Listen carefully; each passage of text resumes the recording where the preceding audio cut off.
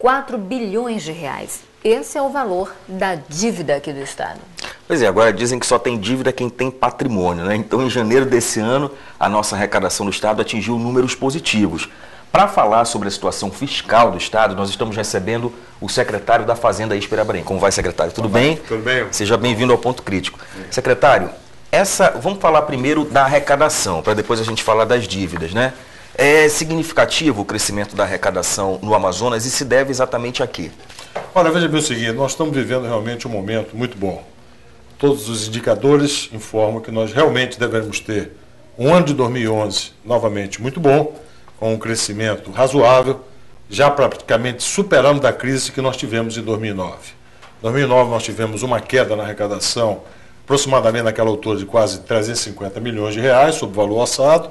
Tivemos uma recuperação no ano de 2010 e estamos verificando que em 2011 realmente os indicadores até agora sinalizam que nós vamos ter um ano muito bom.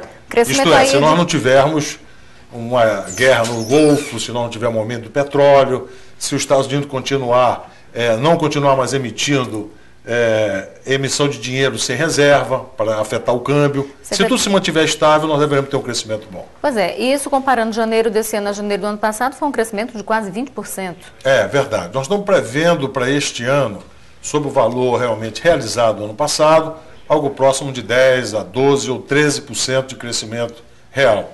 O que é um crescimento realmente invejável se você comparar em termos de resto do país, eu diria para você até de resto do mundo. Agora, quem é que foi responsável por esse crescimento aqui? Qual o setor que acelerou isso aí? Olha, veja bem o seguinte, felizmente nós tivemos praticamente uma recuperação do polo de duas rodas, que nós tivemos uma queda realmente muito grande desde 2009, começaram patinando ainda, conseguiram superar 2010, isso é um fator extremamente importante, que emprega cerca de 25 a 30 mil funcionários.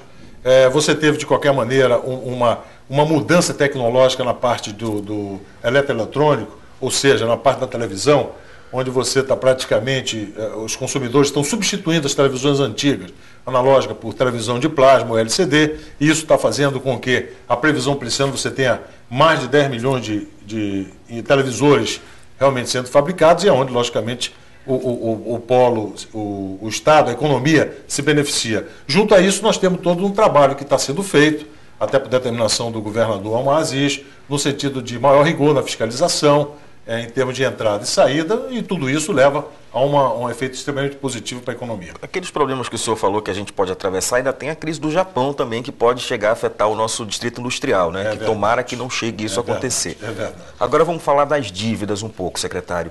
Por exemplo, o Tribunal de Justiça do Estado se envolveu numa situação complicadíssima e agora depende do Executivo para resolver os seus problemas financeiros. O Executivo pode ajudar o Judiciário? Pode pagar essa dívida para o Judiciário? Olha, veja bem o seguinte, isso já foi inclusive falado ao presidente, há uma determinação direta do governador Almar Aziz no sentido de que realmente nós ajudemos o Tribunal de Justiça, tá? Isso tem sido feito, nós temos feito reuniões técnicas, inclusive avaliando, fizemos inclusive uma última reunião onde estavam presentes todos os desembargadores, onde foi sinalizado o eventual excesso que nós poderemos ter e aquilo que o Tribunal poderá ter de ganho adicional, além do orçamento deste ano, mas a dívida, o que parece, é um tanto grande. Você sabe que se trata de um novo poder, de um outro poder, onde a interferência realmente do Executivo é praticamente nenhuma. Mas eu diria para você que todos esses repasses eles são feitos de acordo com a lei. O Executivo, por mais que ele queira realmente ajudar, e ele está querendo, e está fazendo todos os esforços, não só para o Tribunal de Justiça, mas também para os demais órgãos que nos procuram, mas o governador e o governo têm um limitador, que é o limitador que estabeleceu percentualmente na lei. Ou seja, senão vai ferir a lei de responsabilidade fiscal, não é isso? Tem um orçamento anual também que o governador é obrigado a cumprir, né? Respondendo objetivamente a sua pergunta, você pode dar mais dinheiro para lá?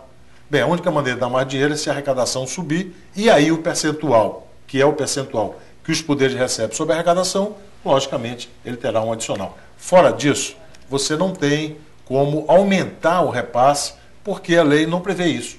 Claro. E aí você não tem realmente como fazer. Secretário, pegando o gancho, o senhor falou se a arrecadação subir. A gente teve aí realmente um aumento da arrecadação, mas a gente também viu que a dívida do Estado, ela cresceu. né? Isso seria em parte também por conta do perdão de algumas dívidas no ano passado ou não? Explica um pouquinho para a gente por que essa dívida aumentou. Olha, eu tenho a impressão que você está falando que o débito do Estado aumentou, talvez com relação ao empréstimo, é isso? Isso.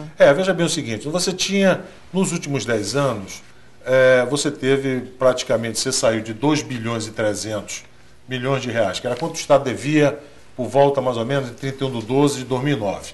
E você chegou em 31 de 12 de 2010, desculpa, ano passado em algo próximo a 3 bilhões 170, 3 bilhões e 200. Esse é o valor efetivamente da dívida. No mesmo período, o Estado pagou de dívida, de amortização, serviço da dívida, mais amortização de empréstimo, algo próximo a 2 bilhões de reais. Tá?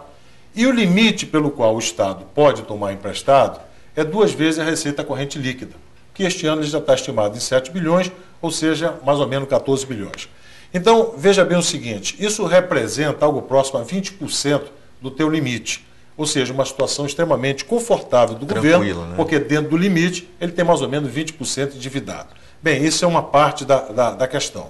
A outra parte que você perguntou é o seguinte, as questões das anistias, que normalmente são dadas, tá? Isso visam realmente 2 grandes objetivos.